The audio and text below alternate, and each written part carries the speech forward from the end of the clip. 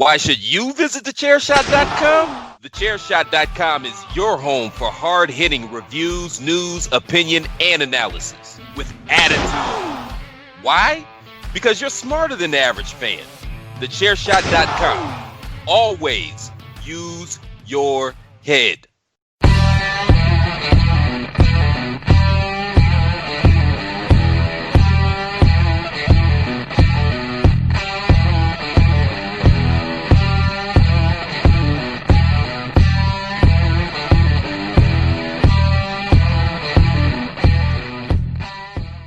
Hey everybody, and welcome to Kurt's Angle podcast. It's Kurt Johansson, and today it's part 2 of the English Lion Eddie Ryan interview. If you've not checked out part 1, make sure you do, where we talk about how he got into professional wrestling, his time in Japan and America, building his name in the southwest of England, and everything to do with 5-star wrestling that was on Free Sports TV in 2018. Today we're going to be talking about his time with NXT UK, his time with Reach Wrestling, who are growing rapidly in the southwest of England, and also his remaining goals in professional wrestling. Eddie, thank you for joining us. No problem. Thank you for having me back. No, thank you, man. So we'll delve straight into it. You mentioned 5-star wrestling, and you mentioned it's horrible with teams when companies close and it's taking jobs away. Recently, Pro Wrestling Chaos, that was initially going to close, a company that is one of your homes in wrestling, and that got new ownership in Wild Boar and Flash Morgan Webster. However, some companies haven't been as fortunate. What was your process with the news? Chaos was closing originally, but then when it was the news, it was being taken over by Wild Boar and Flash. I'm good friends with the previous owners, Dave, Rob, and Gideon. They're my good friends, and I work closely with them. And again, anywhere where I can get to work closely with them with regards to my character is something I want to do. I don't just want to float by. I want to be integral to the process. So I had known that there was maybe a stop coming from previous conversations as much as almost a year before, just because of how busy they had got themselves. They had their own jobs, their own lives, their own families. And so I knew from talking to them, they felt that they had taken it as far as they could, and they just didn't want to see it just decline and become a shell of what it was. So I knew that at some point they were going to call it a day. And so when they eventually did, it wasn't so heartbreaking as if I hadn't have had the conversations with them previously. But it is somewhere that I had a massive soft spot for, and I always enjoyed being there and working for them and working with them and building myself with them. So it was a sad day, but I did have a feeling that with the audience and the fan base that they had accrued over their time, that I didn't really think it was going to go, and I had a feeling that someone might come in and take it. It would just depend on who was going to work out whether they could take it forward or have the time to really sort of to develop it or keep it going as it had. So when the news came out that Boar and Flash had picked it up, it wasn't a surprise because of how they were with the promotion. I know that they had really sort of built themselves and were really popular with the fan base there. So I was glad to see it, but it wasn't a great shock when it was announced that they had picked it up, especially Boar, who had such, obviously he ran Dragon Pro and things like that. So he had a basis in that already. So it was obviously a great thing to see that someone was keeping it going. But I always kind of felt like there was someone that wasn't going to let it go. It's just who had the time to really dedicate to it, really. Yeah. And that was coming off like a boom where everybody was saying there's a boom period in British wrestling.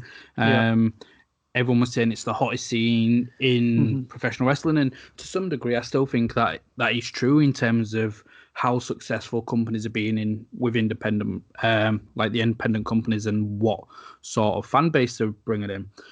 That being said, when NXT UK came in and it took quite a lot, it signed a lot of the guys to WWE, and to me, I was all for that. I was really happy for that because it's one, seeing all these people, like you mentioned earlier, Ligero and Zach, being able to go in and like achieve their dream of wrestling for WWE, and it also created a lot more space for other people that may not have been getting as many bookings to now step up because there's that space.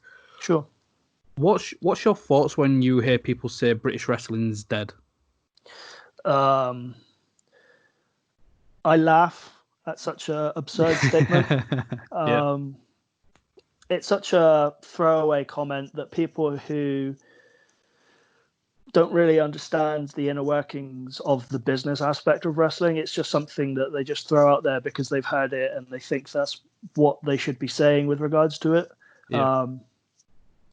With regards to like the boom period type thing, I've had a lot of conversations with James Mason about this. Like spending time with people like him is always a massive eye opener because he's from a different generation. Him and Doug Williams, they're from a different generation than what we are and what we know.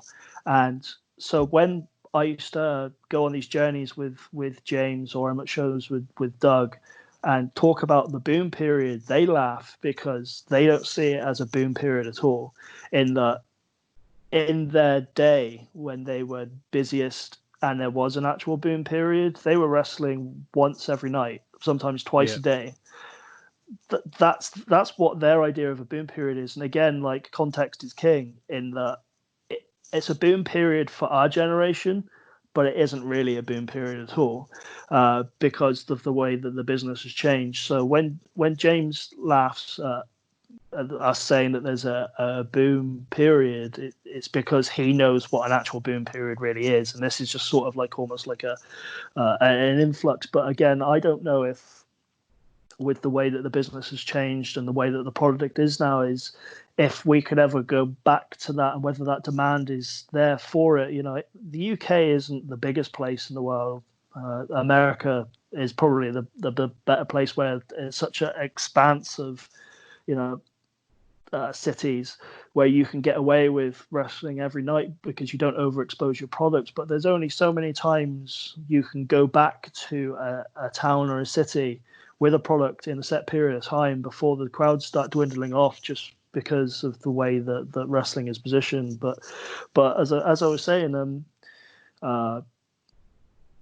there for our generation there is a boom period, or at least there was before the whole coronavirus things put an end to everything. There was, because I know the doldrums of 2008 to 2012, where if you got 50 people in a venue, that was WrestleMania, and it was hard. You know, like, there were some promotions going around about that time. Like, I think One PW were doing big ice rinks and things like that. I seem to remember that, and FWA was still quite popular, and they did okay in that period of time because they had built that loyal fan base. But if you were a new person trying to get a foothold in the British wrestling scene,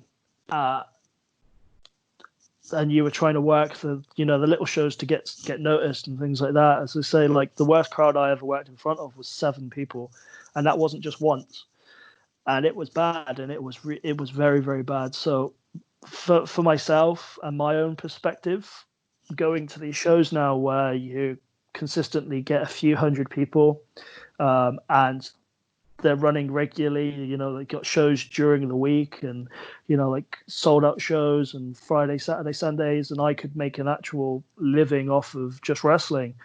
In my head, because of the way that I've seen wrestling, it is a boom period. But when you put it into context of other people and what they've done, it isn't, so to speak. But when people say British wrestling is dead, well, there was once upon a time where these people who have now been signed to WWE and to other places in the world, where they were trying to get their name out there and trying to get a foothold in the British wrestling scene and trying to get noticed themselves. And it's a conveyor belt. They've been signed, but that doesn't immediately mean that there isn't anyone else out there who can now step up and take that spotlight for themselves. And that's how it was. And that's how we got to this point in wrestling. And that's how it will continue. The problem with the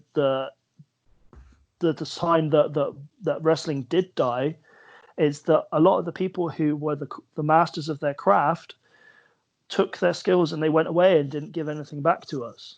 And that's why it died. And that's why there was such a thin amount of talent once upon a time. And again, this is a conversation that I've had with Doug Williams, in that trying to extract knowledge from such a thin amount of people trying to give it back meant that, you know, like, it just dipped right down, and that meant that there wasn't a massive amount of big talent out there. And that's why people like Doug and Johnny Storm and Jody Fleisch and those people, they really stood out, was because there just really wasn't that mass amount of talent out there like there is now.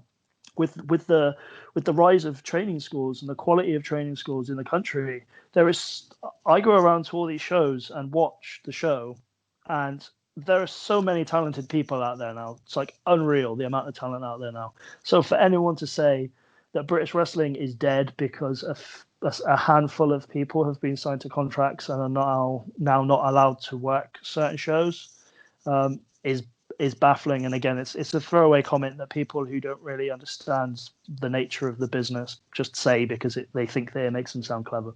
Yeah, no, I 100% agree. And I want to go back to you saying, like, wrestling in front of 6 or 7 people. Mm-hmm. How do you cope with that?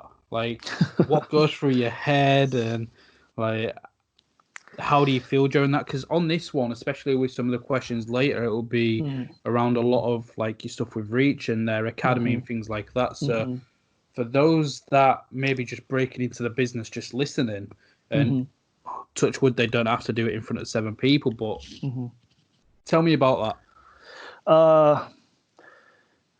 At the time, like, maybe I would be different now with like a decade's worth of experience under my belt since then, but like back then you just feel a bit embarrassed. And, you know, like, our job is to entertain a crowd and to take them on a journey. That's what our job as wrestlers are, with just basically live action theater, really. And when you don't have a crowd to perform in front of, it almost makes it redundant, so to speak. But when you get out there and there's 7 people and it's just silence, and you, even at your best work, you can't, you know, like, how loud can you get 7 people? You know, it's an impossible task. And so you just get out there and you feel a bit embarrassed, and all you can do is just do your best, because a lot of the time you feed off the adrenaline of the crowd, and when you've got them, and it sort of just it gets you going, you get in the flow. But all you can do is give them the best that you can do, because at the same time those people have paid for their ticket money. So you just go out and do what you can and just give them the best match that you can do in the situation. But it's just one of those things that you just feel a little bit embarrassed and a little bit exposed, so to speak, because when you're in front of a crowd of people, like a few hundred, you don't really notice. When there's 7 people there, it just feels like almost they're just critiquing you almost. It's a very odd experience. That's how I always felt. Just, and just you don't get the reactions you want, so it almost becomes a redundant task because you're not doing what you're supposed to be doing. Yeah. So with NXT UK, like, you ended up again Plymouth Pavilion. You get to wrestle for WWE in your hometown. You wrestled a dark match beating Saxon Huxley, and then you also faced Fabian Aichner for the television show. How did that first come about? Like, who was it that contacted you from WWE and was saying, "Look, we want to use you"? Have you previously had any tryouts with them, or? My only ever interaction with WWE was those 2 shows. How it all came about was I was doing the 5-star stuff, and WWE. Again, it's something that people who don't really understand the business will say, but WWE watches everything. Oh yes. WWE have their fingers in pies, and they are watching absolutely everything because it is in their best interests to sign up all of the best talent that they can find. So they were watching every second of that 5-star wrestling, and it's no surprise that so many of those guys got signed up to stuff. I know some of them had done, like, was it World of Sport and other stuff previously, but they were watching that because effectively it was like a free tryout for them. They can watch that. They can pick people, and they're like, okay, we'll keep tabs on him, or we'll get in contact with him. And so I remember I was doing the 5-star stuff, and I was also doing my normal bookings. And I did a show for James Mason down here in the South. Yeah. And I was working with Joel and Steve Gray, the old World of Sport wrestler. Yep. Yeah, he was the referee. And Steve Gray, an amazing talent. I know that Joel is a massive fan of his. I am a fan of his, and he was our referee. So it was a very surreal experience. And me and Joel had a match, and I remember we came back, and Steve was really putting over how much he enjoyed the match and how great that he thought it was. And I thanked him for anything, and didn't think much of it. And then the next day, I was on a show with Johnny Kidd, another World of Sport legend, and he said that he had had a conversation with Steve about a match I'd had the night before with Joel, and how much he had really put it over and enjoyed it. And I thanked Johnny for his kind words, and that he would even make that conversation or anything like that. I was very humbled by it. And then just before we left at the end of the show, Johnny came up to me and said, "Is it all right if I take your contact details down?" Didn't think anything of it because Johnny can be friendly like that. So I gave him my email address and my phone number and didn't think anything of it. Couple of weeks later, it was the day that the 5-star announcement went out to say that the company was closing and liquidated or whatever. Yeah. And so it was a bit of a down day because I knew that was my Thursday bookings all dried up, and that was the end of the run there.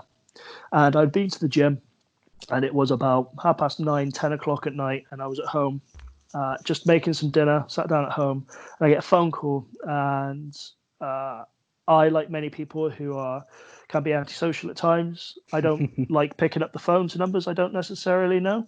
And I picked up my phone, put it down, and then picked it back up again because it said Stamford, Connecticut on it. And if you are a wrestling fan, then you'll know what company has an office in Stamford, Connecticut. And so I answered it, and it was William Regal. And he said that he'd got his contact details from Johnny Kidd, and Johnny Kidd had made a big recommendation.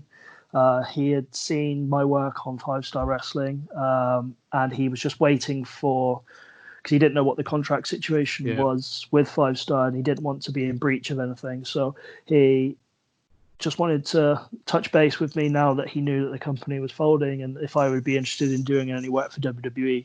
And that's how it all came about. So if I hadn't have done the 5-star stuff, then I wouldn't have had that opportunity. And then if I hadn't have done that match with Joel, with Steve Gray as the referee, and then done the match with Johnny the next day and him take my details, because it turned out that Johnny was the one that passed on my details to William Regal, then I don't know how much we would have got round to that point. I'll imagine it probably would have got there at some point, but without Johnny Kidd and Steve Gray, these two World of Sport legends, then they greased the wheel, so to speak, and they made it all happen for me. So I'm always very thankful for what they did, and I'm always thank them whenever I see them. And so obviously Rigo asked me if I would be interested in doing anything with them, and of course the answer was yes, because I'd been working up to that point. And he said that I needed to just send almost like a CV just for their files over to an email address. He emailed all the details I needed to do, and then they would be in touch. And didn't hear anything for months at that point. And then they announced the next lot of shows that they would be taping at, and Plymouth was on them. And then a couple of days later, I get an email from Mr. Eagle, and he had copied in the people who ran the show, and he said that he just this will be one of the talent to be included on the show, please, and just sort of went from there, just all the organization and everything that I needed to do, and that's how it all sort of came to be, really. Yeah. So how was the day for you then? Again, you've had the TV experience with 5 Star, but nothing's like TV and wrestling than WWE. So what was the whole day like for you? Well, weekend? Yeah, no, it was pretty intense, to be honest. I've always been a part of a show which is a wrestling show first, and if it's anything else, it's secondary. But the first thing I took away from my NXT experience was that it very much is produced as a TV show, which has wrestling, because of how specific everything is done.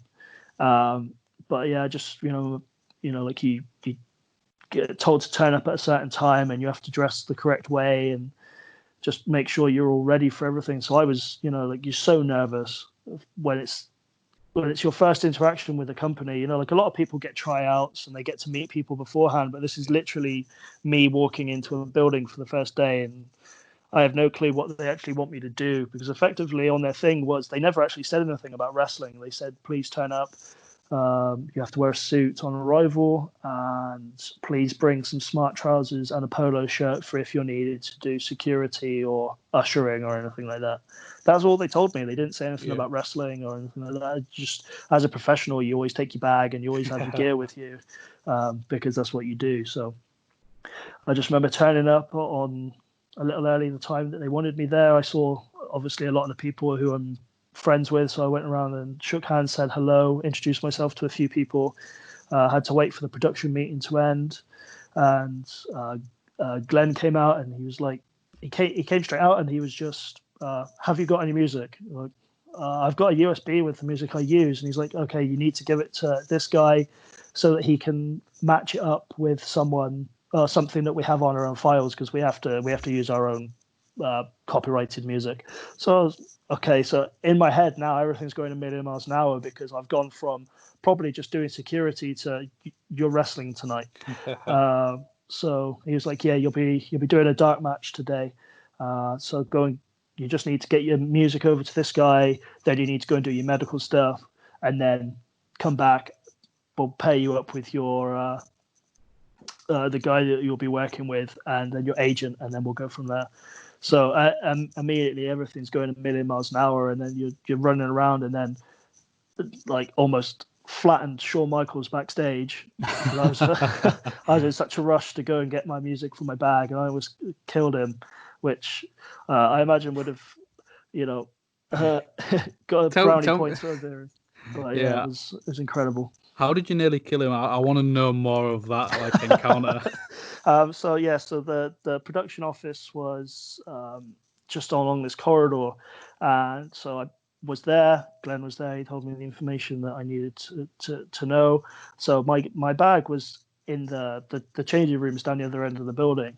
So I thought, right, okay, here I need to get on this. So I just start power walking down this corridor that has lots of like corners and bends. And I just turn this corner, and he was there just sort of looking down at his phone, just sort of moseying along. So I turn a corner just as he's about to. So I almost just flattened him on the corner. So, and I not to disparage him, but I was quite a lot taller than him. So I almost killed him. And then he said something which I don't really remember, because I was just so in shock that I'd almost just killed Shawn Michaels. He said something like, "Oh, you got somewhere to be, kid," or something like that. And I just sort of managed to mumble out something about music and then carry on. So, but yeah, I almost killed Shawn Michaels. Well, that's an experience in itself. So, yeah. Who was your agent for the Saxon Huxley match? My agent was Matt Bloom, A-Train. Okay, yeah. And so I went and did all my medical stuff. Went and got changed into some just athletic gear, because you got to go down to the ring, and it's got to be all clean, and you got to warm up and run through stuff. And but yeah, effectively that was just, okay, you've got 4 minutes 4 minutes, just get the crowd warmed up, really. What could you really do in 4 minutes? So, so just went and spoke to the agent, asked him before what do you think would be best, and he just sort of threw out some ideas. Me and Saxon put some stuff down.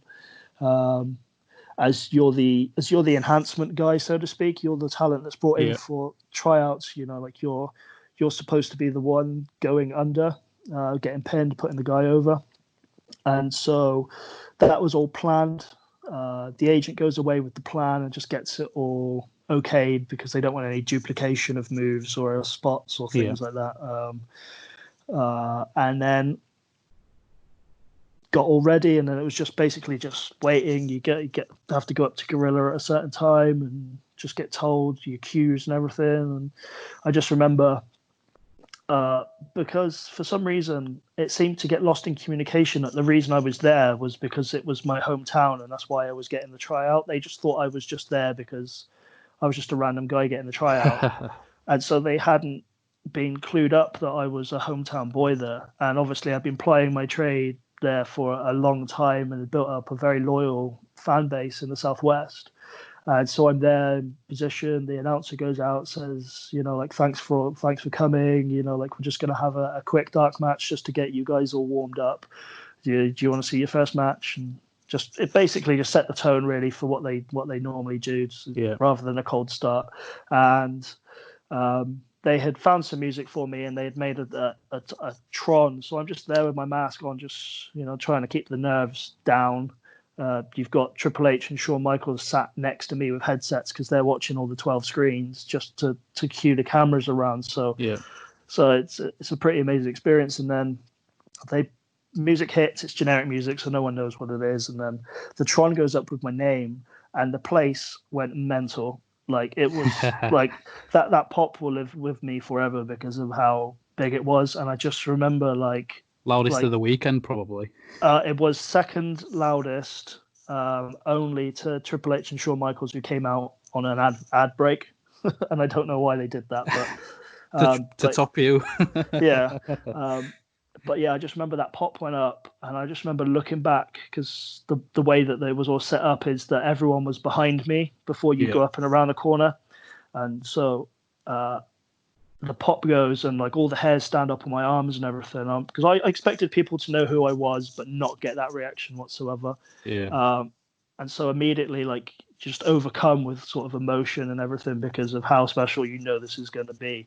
And I just took a look over my shoulder, and I just remember Shawn and Triple H's face looking at me, and then Triple H stood up and just goes, "Who the fuck is this kid?" Now, I'm sorry if you're not allowed swearing, you'll have to beep that out, but that's exactly what he said. That's exactly what he said. And just remember some people laughing in the background, and then they were like, "You got to go." And then went, and then the second pop was bigger because it was like the realization that I had got to that stage. Because it's all good to have like a name go up and everyone's reacting. When you actually see the guy go up, and then it got the second pop, which was bigger than the first, and that was something that like I'm grateful for, and that's a huge thing for my career, and will live with me for the rest of my life, really. And I just remember going out there, and I remember the ring announcer was in the middle of the ring, and the pop, and he was just sort of letting it all sort of play out, and he was like, "You're kind of over, aren't you?" I'm like, "Yeah, this is where I'm from." And so I remember we did the first part of our match, which, obviously in a 4-minute match is not all that much. And I remember Saxon put me in like some kind of chin lock, and the referee leans in and says, "Eddie's got to go over." So I need to sort of think on my feet now because the finish has changed. Call it in the ring. Yeah. So as it works is that usually the heel leads, and so I was waiting for Saxon to call something to me, and it wasn't coming, and I don't know why. And then I just said, because he's using a powerbomb finish at the time, and he went for a powerbomb.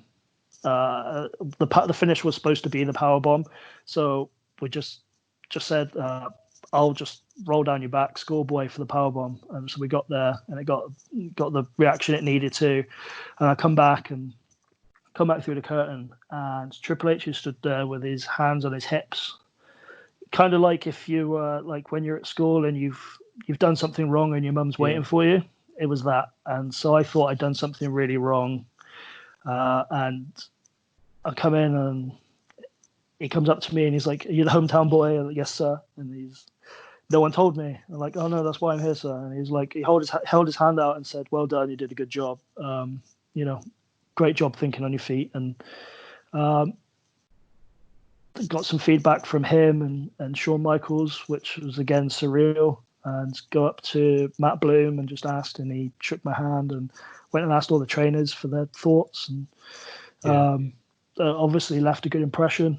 And then at the end of the day, went to the agent's office, asked what they wanted me to do for the next day, because it wasn't confirmed to be 2 days. And they said they were very happy with me and that I turned a few heads, and they would be rewriting the show tomorrow to include me, and so get there an hour early so I could do pictures and promos and things, and that all came about. And originally I was supposed to be working Joseph Connors, but again, Joel had messaged and asked how everything was, and one of the ideas was for me to go against Fabian, and Joel was good friends with Fabian, and they'd worked a lot for All Star. I think Joel had messaged Fabian and just said that I was a good kid and that I would do well. And so the next day I was put in with Fabian, and we were originally given like 3 or 4 minutes. It was just supposed to be a total squash. But Fabian, to his credit, said that he would gain more from beating someone because we were similar size. So he would gain more if I actually put up a fight, and wanted to get us more. So we managed to go to our agent, which was we had 2, Johnny Moss and Matt Bloom, and he managed to get us 7 minutes instead of 4. And they limit the amount of bumps you take. They're very high on like preserving people's bodies and CTE type stuff now. So you're like, this guy's not allowed to bump, or this guy's only allowed to take this many bumps and that. And so he managed to go to bat for me and get me some offense and some stuff, and I thank him massively for that, because otherwise it would have just been me beating up for nothing. But he let me get some stuff in my hometown, and I was grateful for the opportunity and very happy that I had done so much in one weekend in my first interaction with WWE. Yeah, man. So you mentioned you got some like advice from Triple H and Shawn Michaels. What sort of feedback was that? Really, it was just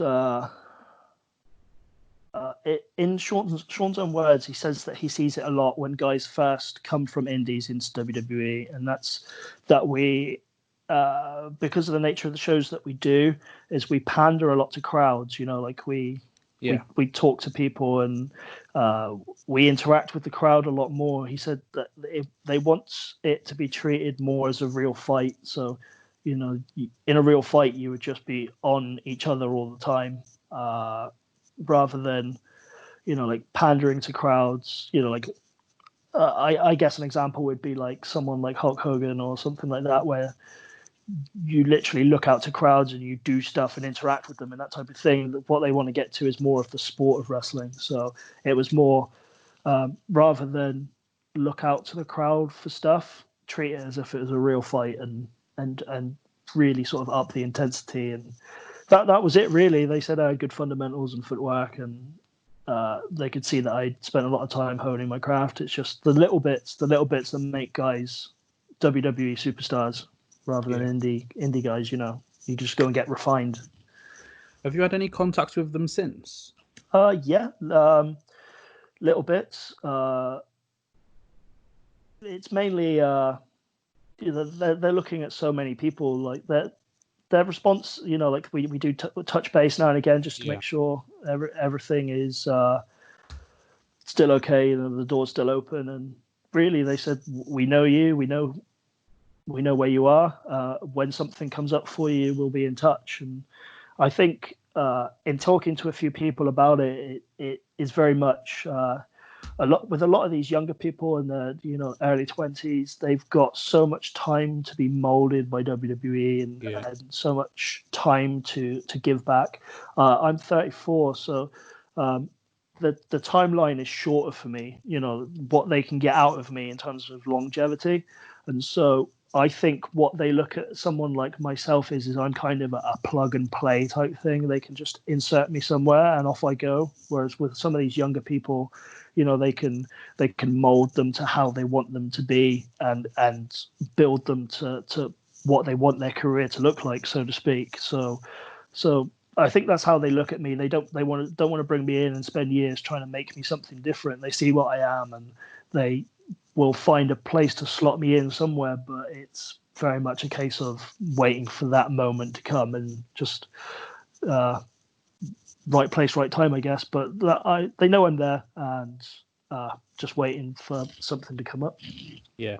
So how did it feel for you, like having something that used to be so difficult for people to get and so unattainable to be on your doorstep now? It is surreal, and I will say that I am a little, probably jealous is the right word, for people who are breaking into the business now, the young kids now, the opportunity that they have. I hope they realize how good they have it, because there was once upon a time where WWE would tour the UK and they would come here and you would hope that you got recommended for a tryout and you would get noticed that way. And that was your only avenue to make a living with WWE. I just really hope that the people that are breaking in today appreciate how good they have it, because this wasn't how it always was. There wasn't a brand just specifically built for us.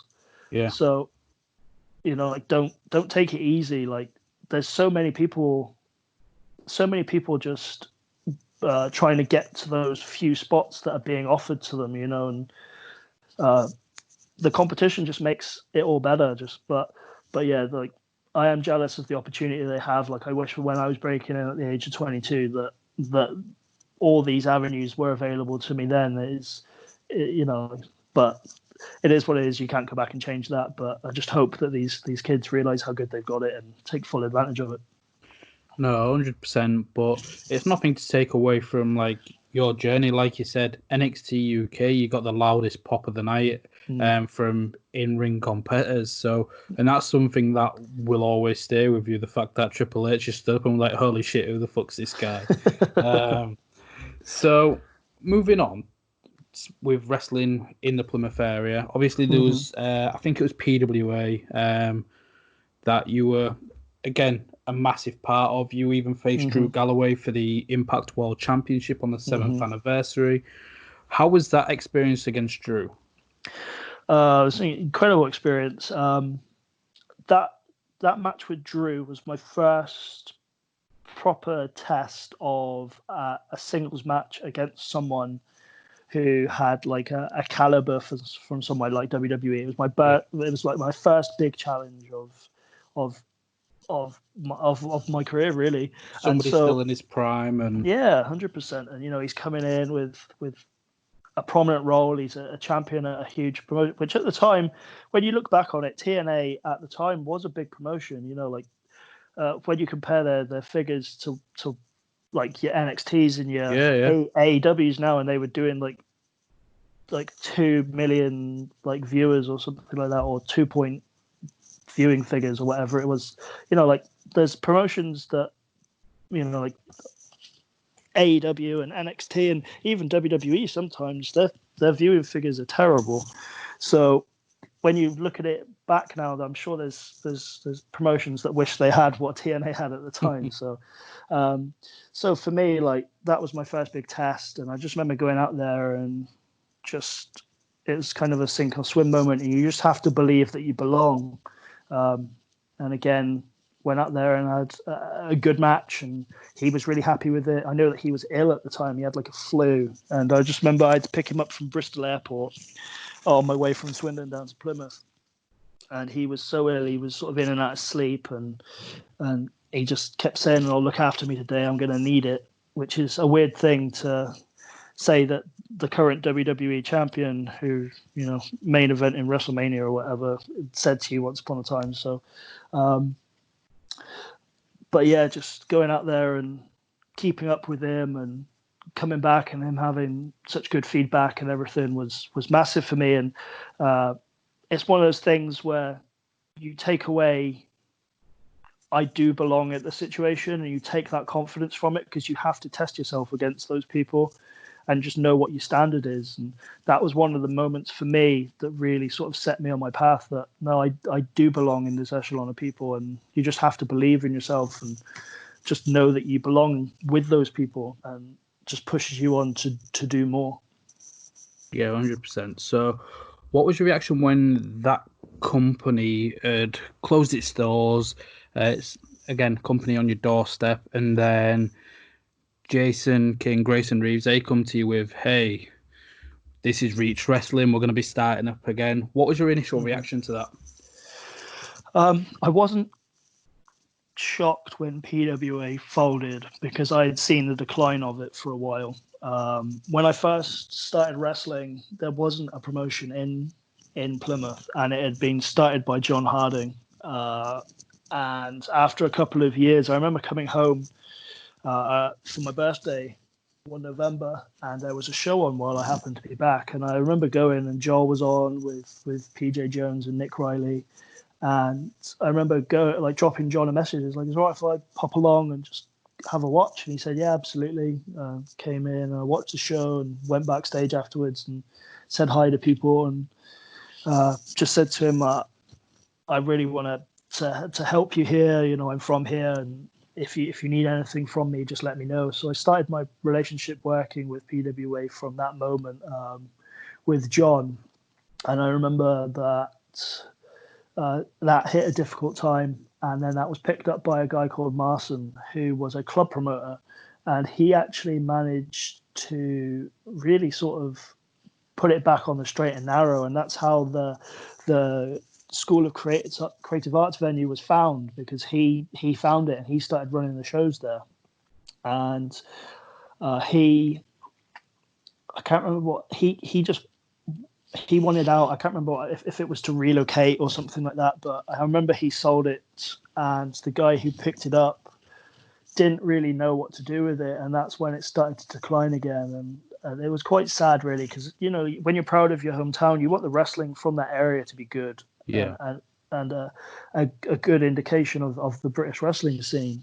And so it started to decline. And so when they closed their doors, I wasn't shocked, but I was a bit disappointed, because it was somewhere to work, and I just wanted the scene in the area to be good. A little known fact was, I remember going back for a training session, and Grayson Reeves was there, and he was working his butt off. And at the end, he came up to me and asked me for some advice, and I just passed on the same knowledge that Joel gave me. And it's that if you want to be good at what you do, you cannot do it here.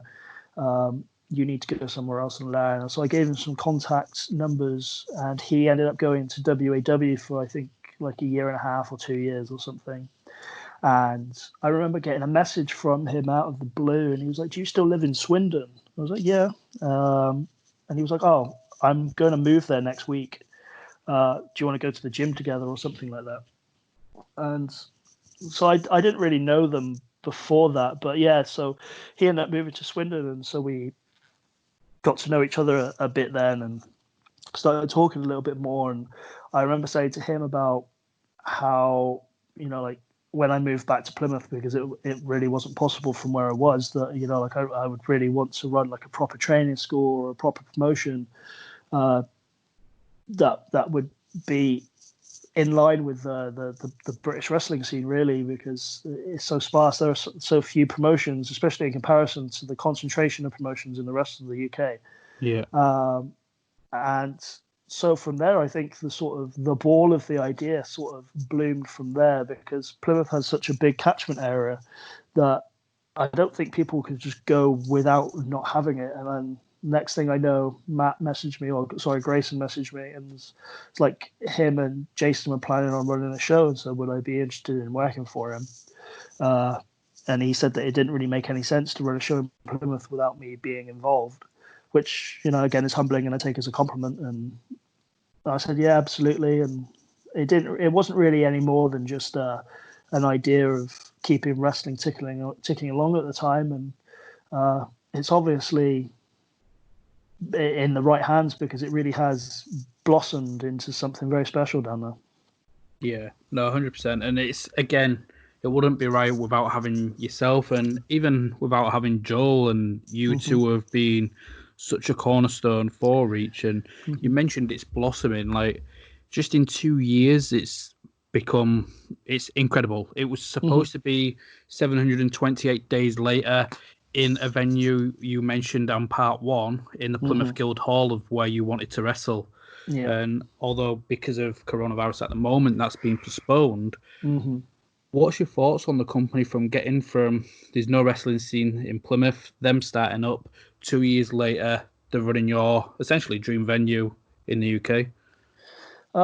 Yeah, I mean, again, they've done it properly. They've started small and they've, building blocks and everything. But they've also done it right, because wrestling to me is all about telling a story and engaging an audience.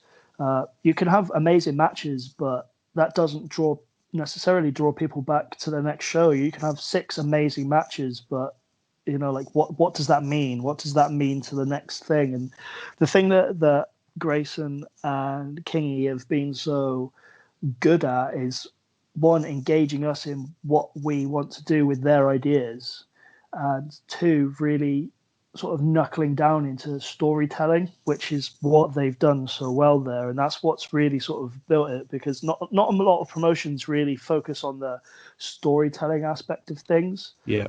Going from show to show and what that show means and what this next show means, and keeping people guessing so that they have to come to the next one. And again, like Matt and Kingy have been great in that they engage us, because they know that a lot of us, some of us like Nick Riley, Joel, myself, PJ, we've been wrestling for over a decade, and Joel 15 years or whatever, and we've seen what works places. We have our own ideas, and we have our own take on certain things. So when they say, like, we have this idea, how can we sort of make this work? And we sit down and we're like, well, we'll have this idea which runs into that one, and it runs. And then a lot of people realize that this whole storyline arc has been planned out from the very beginning, and it's been meant to play out for 2 years straight. And that's what they've been very good at, the patience of building a storyline where most people would have just given up, or just, I can't be bothered with that, let's just move on, and just one and done, or this means this and that's done now. Yeah. Instead, what they've really done is focus on making people care about the players in the roles. Like, they could have just had me as Plymouth's own Eddie Ryan, just wrestling each show and it meaning nothing. But when you stack the odds and put the twists and the curves and in the road, so to speak, but then integrate stuff that has been building in the background that people haven't been paying attention to, immediately it makes for a very intriguing product, and that's what they've been very good at. And it's, you can't deny that it hasn't, because it's been building for a long time. And a lot of us guys like to see the feedback of the shows. We do watch message chats and things like that just to see what people are saying and thinking. And it is great to see that the idea that you've had has played out exactly how you wanted it all to play out, and it all actually builds to an actual moment at some point. Yeah, 100%. And I think that's why when first coming across Reach, the only reason was from another podcaster at the time. He doesn't do as much wrestling now, but does Football Manager, was Omega Luke, who's actually at the Reach Academy. And we'd met up at Progress, and he was just telling me all about how good Reach is, essentially. So I thought I'd check it out. And I think a reason why, like you said, it's the storylines to watch amazing match after amazing match. There's 10, 20, 30 companies around the world where you can go onto their demand and they'll be there. But it's like you said, it's the stories, and I see a lot of similarities from Reach with New Generation Wrestling, which is actually my hometown one in Hull with Alex Shane and stuff. And just for those that are listening, you can check out Reach on Your Fight site. It's part of the British Wrestling subscription on there. But your first match, Eddie, it was against Charlie Sterling. And then those stories, it's come full circle where 728 days later, he and Jason King screwed you out of the title. So I've actually got a message from Jason. I reached out to a few different people in Reach just saying I was interviewing. And Jason being Jason, it was like, ask how it felt having Jason King and Charlie rip the title away from him. Yeah, it was rough. Like the journey was there. The journey, the rise and fall of Eddie Ryan, and then the rise, and then you finally get over that last hurdle, and then you realize that isn't the last hurdle, and the long game is in place. So it was rough, and it was, like the fans wanted to enjoy the moment, and they weren't able to in the fullest possible way. And it is a shame that the coronavirus thing has not meant that we're able to see how that plays out, unfortunately, as we would have liked to in July. But again, that's been all planned from the start, and again, credit to the guys for sticking to it. And, like for the first couple of shows, it was just, let's see how it goes. So, but then after that, once we realized how good it was going to be, it's all been mapped out, and the journey's been there, and full credit to the guys to build the story and to stick with it and to make it mean as much as it has. But yeah, just I think not just so much for myself, but the fans, who stuck with it, they'd seen the journey through, and then to have it snatched away from them as well. It was I think it was rough for everybody, but for the greater good. Yeah, and I'm sure it'll come around. The Guildhall will come around again, and it's just a testament to how big the Guildhall really is for those of you listening. If you've listened to my From the Ground Up series, you're probably going to be thinking, Jesus Christ, Kurt, shut up about this show. But if you haven't, like the Guildhall, it was going to be the largest independent wrestling show in the southwest of England, the largest show outside of WWE, just 2 years into the company's inception.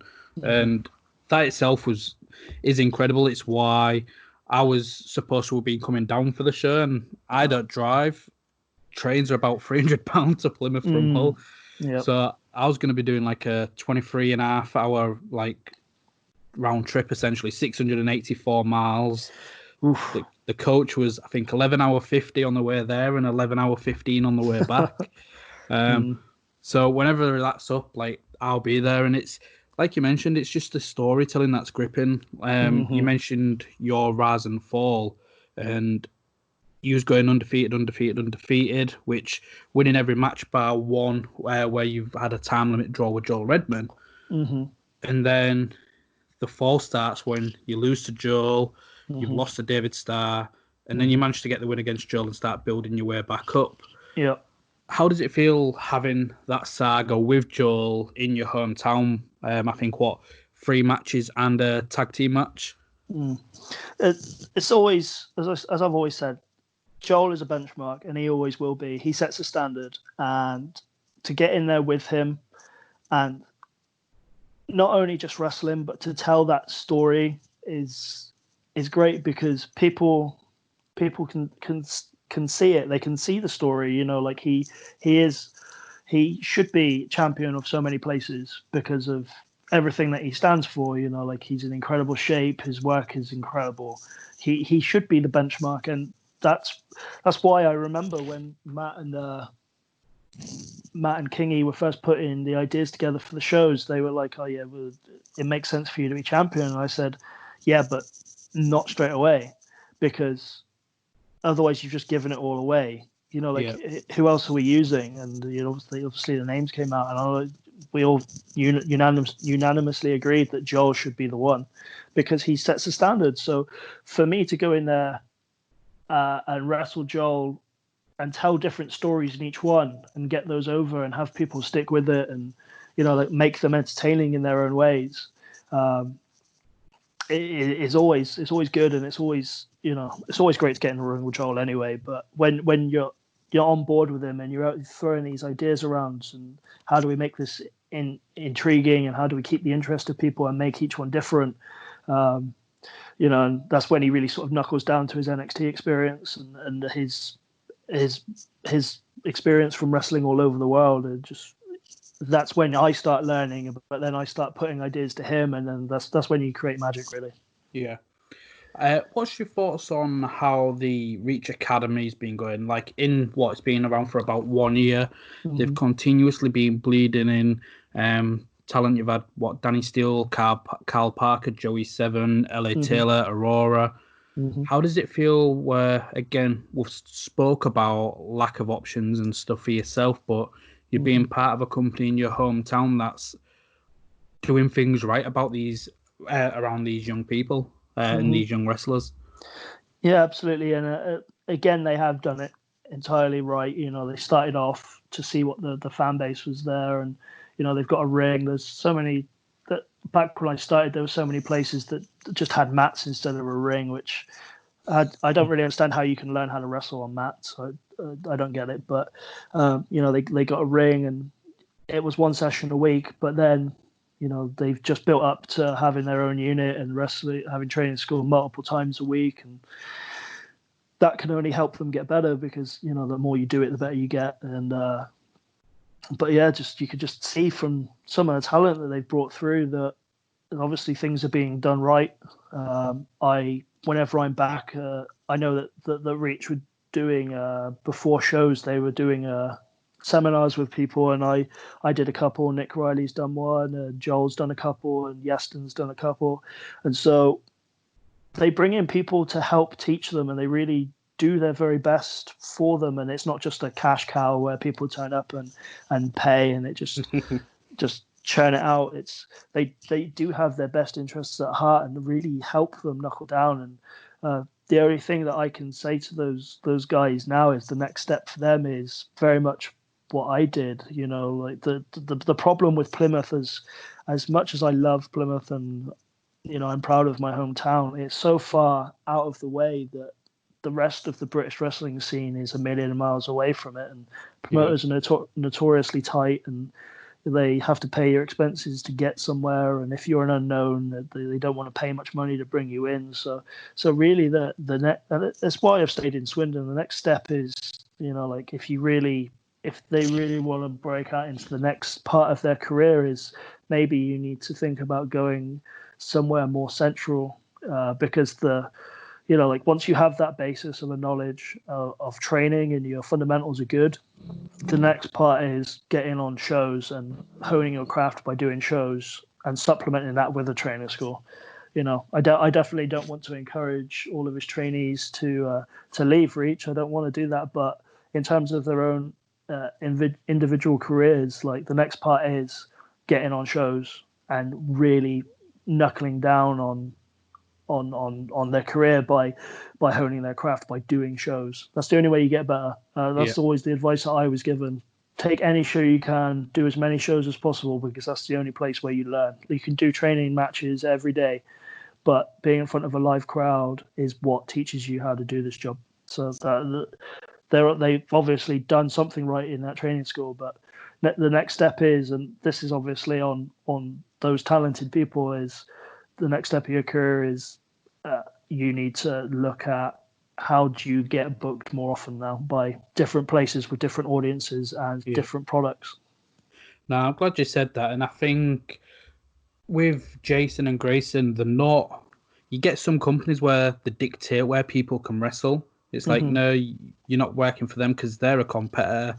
It seems like Jason went down to WAW, a company and school we've mentioned a couple of times in both of these podcasts, and took Echo Reed and LA Taylor, and they trained there and then ended up being on their academy show. So it seems like they're doing the right thing. And I was speaking to Lauren earlier, LA, and she said, "Well, I'm always pestering. She's always pestering you for knowledge, and she was actually going to message you, but she'd like to know like what you think makes a good wrestler." Makes a good wrestler.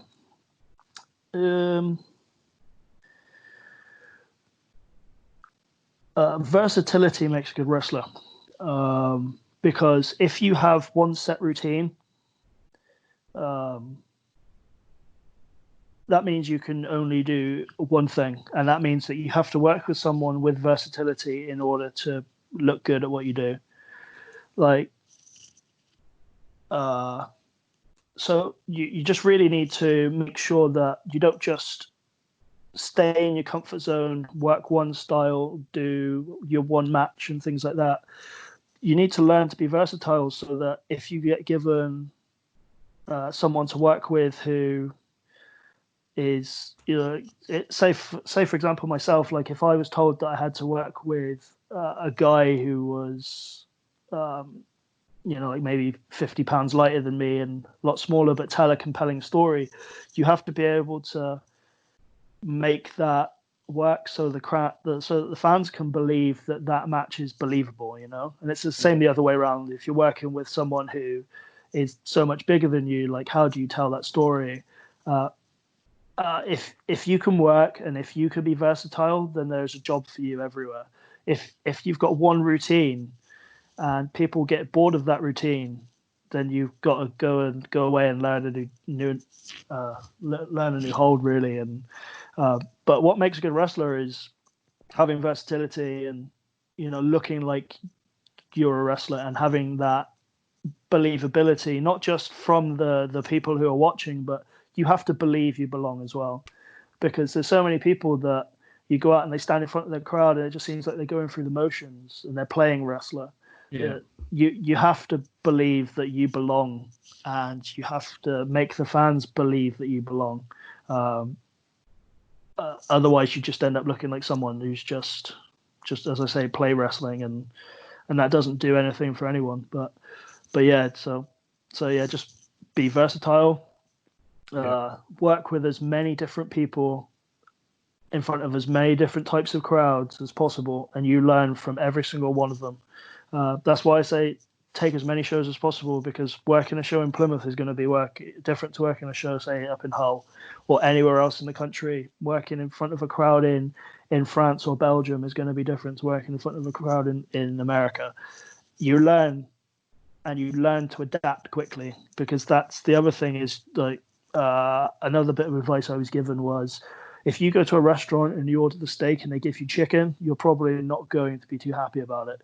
If you order steak, that's what you want. Some wrestling fans want, say, like a more technical style. Some fans want a more entertainment style. When you get out there and you've planned your match and the fans are not reacting to it at all, there's no point you carrying on with that match, because who are you entertaining then? So you have to learn quickly and go, okay, they're not biting for this. We need to change. And that's how being versatile works. That's it. And you can only learn to be versatile by doing this more, by learning and listening to that crowd. But that's what makes a good wrestler, being able to work different styles in front of different crowds and still get a good reaction for what you're doing. No, incredible answer, to be honest. And it kind of goes hand in hand with her second and last question was, she'd like to know what you think of people debuting in new areas, like we've discussed, and for new companies, and what they can do to stand out or win the crowd over. I mean, everyone's got to start somewhere. Like there's still places that I go to where I'm new to the crowd, and winning a crowd over, again, you have to believe that you belong in that environment. You have to have the confidence. Like, fans can see through more than you think that they can. But yeah, just having solid fundamentals, everything, like make sure your strikes are solid, make sure everything is, you can't pick holes in it, because fans, even if they they do it without realizing they do that. But in terms of getting over, that's about knowing your audience, and that's about knowing, like if it's all like kids and families, but I know that I need to do effectively my John Cena routine because I am catering to that audience. So I need to make it simple, but I need to make it effective, and I need to have maybe 4 of my best moves in the right spots for them to really sort of pop and make them care. Whereas if it's in front of a more adult audience, I need to give them slightly more clever routines so that they're like, oh god, okay, this guy knows a little bit of what he's doing here, and make the story of the match more simple. But again, it does boil down to, if you want to get yourself over, you need to know what your crowd is, and you need to give them what it is they're expecting to see. And then have like moves and things that you do that are unique and make you stand out, like just if it's the way that you move in the ring, or if you do something slightly different to other people. Like Charlie Sterling's a great example of this, because he does things in such a slightly different way. He's a little bit more over the top than other people, but people come away from those shows talking about Charlie. But it is just go back and watch some old wrestling that people may not now be watching, and just find little bits, listen to the crowd and how they react to those things, because wrestling is a circle. What's old is new again, and if it worked for one crowd, it'll probably work for another. And that's a lot of what I do is recycled, and it works. It just gets forgotten. But yeah, it's just find stuff, make it unique to you, so that people, when they see that, they know that it's yours. Like when the Undertaker does the rope walk, that's his thing. It's just that's what people want to see. Flair has his own things. You just need to make yourself unique and not just replicate what's already out on the scene. Yeah. So Rosie, Aurora, taken away from wrestling a little bit. She wanted to know what she'd go to Skyrim character build.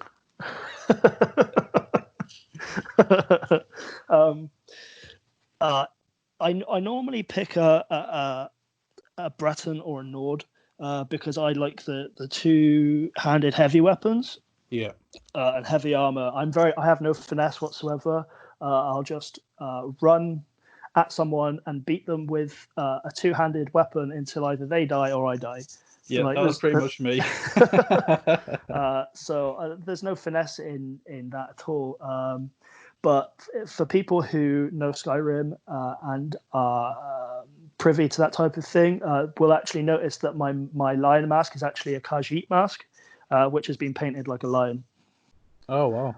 Yeah, pay attention to it next time. The way I found it was I was on Etsy, and there was someone who did the live action roleplay stuff with Skyrim stuff, and the mask is actually a Khajiit mask, which she painted in a certain way to replicate the Khajiit, but she changed the paint pattern to make it look like a lion, and that's what my mask is.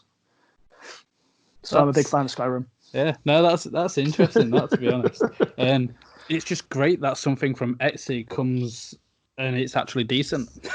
Yes, I spent a lot of money on it, and I was surprised that it came and it was as good as it was. But yeah, she did a great job. And funny little segue here, but I remember the first time I ever used it was in a show. I was wrestling Charlie Sterling, and Cody Rhodes was on that show. And me and Charlie were on second, but the match before us went 3 minutes for some reason. They cut all their time out, and it just killed the crowd because it was so bad. And so me and Charlie went out, and obviously I'd been building myself in the area for a while, so I was quite popular. But this is the first time I was wearing my mask, and it got a really good reaction. And Charlie being Charlie, and he likes to mess around a lot, so took my mask off, took my cape off, gave it to the guy at ringside who started running it back to put it somewhere safe. And Charlie jumped out of the ring and took the mask off, and he was just messing around trying to get some heat, and he put it on his head all funny. The problem with Charlie is it's like he has ADHD or something. He's like a kid, and he doesn't often think about what he's doing sometimes. So he put it on his head, and he was acting stupid. And then he took it off, and for some reason, he just threw it in the air. Just threw it in his hair, threw it over his head, about 20 foot in the air in this leisure centre. And I was watching this mask go in slow motion, and Charlie realised as soon as it left his hand that he'd fucked up a little bit, and so everything was moving in slow motion, and it was like in like a film or something. Everyone's watching this thing fly through the air. No, exactly that, and it hit the ground, and it's made of resin. I was waiting for it to explode, and it cost like, after import tax and stuff, because it came from America, like £300 or something. Holy shit! Yeah, and it just bounced, and I proceeded to kick his ass quite a lot, and got back, and he apologized for it, and luckily there was nothing more than a little scuff on the forehead. But from that moment forward, Charlie was banned from touching the mask. Yeah, your anxiety for that match is I just want to go check to see if it's okay, but I can't because I've got a job to do, basically. But I proceeded to give him a receipt a few times through that match, so he knew about it, and he apologized a lot afterwards. But yeah, at the time I was pretty pissed off, as you can imagine. Yeah. And another one from Aurora.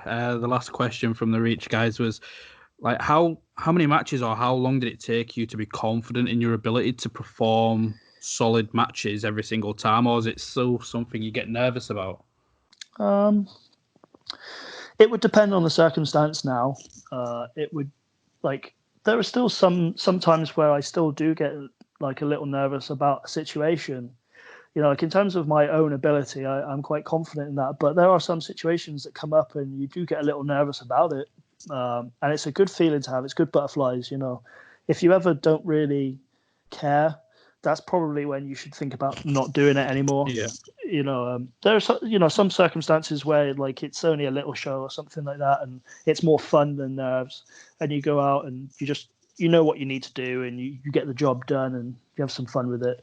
But there are still times where I do get nervous. You know, like when I wrestle Joel, there's still some nerves there because I know how high of a standard he sets, and I don't want to fuck up, so to speak. So, and certain situations where, you know, like there's a lot right, like, you know, like I did a cage match not too long ago for a promoter, and obviously it had been the build of something. They'd put a lot of money into the show, and they knew how much they wanted that match to be good. So the nerves were there for that. It all depends on the circumstance. Like if I was put in a match with someone, you know, like a big name or something like that, there'll always be like the little nerves because, you know, like there's someone you look up to and you know they have a high standard, and you don't want to mess up or look bad or make them look bad, and things that come with that. And but really, in terms of a period of time, like it wasn't until 2016 that I really started getting booked really regularly, and then I would say probably 2017, maybe even the 5-star stuff, which you know, like that was a big jump. You know, you're on live TV and having never done it before, and if you mess up, I think that's where I really sort of hit a stride for confidence, because I knew I could perform and I knew what I was doing was good, and that's it really. There's no set period of time, but everyone's different. But all I can say is the more matches that you get under your belt and the more that you do this, the more comfortable you feel in front of a crowd of people and performing. And once you get your routine down, so to speak, like once you know like your character and your moves and like how to structure matches and that type of thing, it all becomes a lot easier. Once you know who you are, once you are, like, instead of you pretending to be someone when you go out there, you are someone, and you know what you would do in certain situations, and just planning less and feeling a crowd more. That I think that's when that confidence comes. And sometimes, like, there have been times where I've been working with someone that I'd known for a long time, and you like maybe the crowd's down for a show, or maybe the crowd are being particularly difficult. There have been times where I've just said to someone that I'm working with, like, should we just call this one all out there? because what's the worst can happen if they don't care about the show now, or if there's only 50 people out there, then it's not going to make a whole lot of difference. And that's really where you learn what your skills are, and again, it's a learning experience. Like, we've all watched wrestling, we all know how a match structure goes, and we all know our own moveset. So really it should be as simple as just, this will be a really good idea here, and that's where you get better, because sometimes you can listen to a crowd and you can go, okay, well, they're really biting for this, so maybe we should do more of this. And that's when your matches get a lot better. But I would say probably around about that 5-star time where it all really started clicking for me, and then like when the WWE stuff came up, then that sort of reaffirmed it, because if they had watched the 5-star stuff, they wouldn't have tried to touch base with me if they thought I was shit. So no, 100%. So just to wrap things up then, again, thank you for your time and coming on. I just want to know, what's next for the English Lion? Like, obviously coronavirus is ongoing now, so who knows what's happening with the shows, but what goals do you have in wrestling left? It's a bit sad that it's such a weird thing to be out of sequence like we are. Like, I've gone from wrestling every weekend to absolutely nothing for like 2.5 months solid, and it is a strange experience. But in terms of goals going forward, I'd like to visit some more countries and perform in some different places. That I've always wanted to go to Canada. That's always somewhere I wanted to go. And I want to go back to Germany. I've not been to Germany since like 2010, so I'd like to go back there and do some more, and just try and break into like the bigger, the more renowned promotions. Really, like I love working for all the promotions that I do. I really do. But it's always good to get out of your comfort zone and do something different and test yourself. And, as much as I love working for the smaller promotions, they don't necessarily get as many eyeballs on them as other promotions like Progress and stuff do. Like those shows, I do really enjoy them. As I say, there's sort of less stress involved with them, and you can really sort of knuckle down and get the crowd going and really involve them. But your Fight Club Pros and your ICWs and your Progress and OTTs and things like that, it's kind of like the next logical step. So trying to find a way into them, which is hard when, as I say, they're just packed full of really talented people. And but yeah, that, and get back to NXT or maybe Japan. There's so many avenues for stuff. It's just waiting for all this to sort of blow over. And it's kind of been a blessing in disguise, to be honest with you, because I've been working with some injuries for a long period of time, like a back injury that I've had for well over a year, and you just can't take time off, because if you're a champion of somewhere and they need you for shows, and you can't just not be there, and you know how popular you are with people, and you enjoy being out on the road with the boys and being at shows. It's just a lifestyle you get used to. And like I'm grateful that I never got caught up in the painkiller thing that some like has claimed so many people's lives prior. I've stayed well away from that, but working through injuries is not good. But and I don't recommend it to anyone. So if you're listening to this and you have injuries, take time off for your own longevity, because there are some people who can attest. When I was at my worst with my back injury, like I could barely walk, and it was not good, and I needed time off, but I just was too stubborn to do it. So this coronavirus thing has been a blessing in disguise, and I feel a lot better. And I'm so horribly out of shape at the moment, but it's for the greater good. But I don't foresee shows starting back up again until like September or October time. I don't think. I see people advertising shows, but until we get confirmation of when groups of people being allowed in buildings is allowed, I think it's going to be at least September or October before that will happen. So I've got plenty more time to heal up and everyone heal up, and hopefully people in this time are sort of looking at themselves in terms of their character, their gear, their moveset, doing their research, knuckling down, because I think that when we come out of this is going to be a lot of very hungry, very determined people who are going to be looking to sort of break out into the UK scene and further afield. So I just hope that people are using this time wisely, just to be prepared, ready to sort of crack on. And that's what I'm doing. I'm just convalescing and knuckling down and just focusing on myself, getting myself better, getting myself 100% ready for when it's time to get going again. No, 100%. And again, wishing you like a speedy recovery essentially with all that. So then when wrestling does pick up, everything can go back to normality. Absolutely. And I think that's what we're all hoping for, a bit of normality, because such a strange time that we live in. And it's kind of a cool thing to be a part of, because this is going to be one of those things that you're going to tell people when you're old. You're like, do you remember that time where we all weren't allowed to go outside because of that coronavirus? But obviously right now it's a bit sucky because everything's just ground to a halt. But as I say, like it gives people the opportunity to slow down, to focus, to prioritize their principles and things like that, and just get ready for when that gate opens and we can all get back to it again. Yeah, looking at it like hindsight, like when you mentioned, do you remember that time? It's just typical. Like the year I was supposed to get married and have my first child, like so I missed out on a lot of that. But it is about just focusing on the good stuff, using this time to be productive with it. So once things do go back to normality, you might be in the best shape of your mind. You might be more creative. Get that excitement back as well.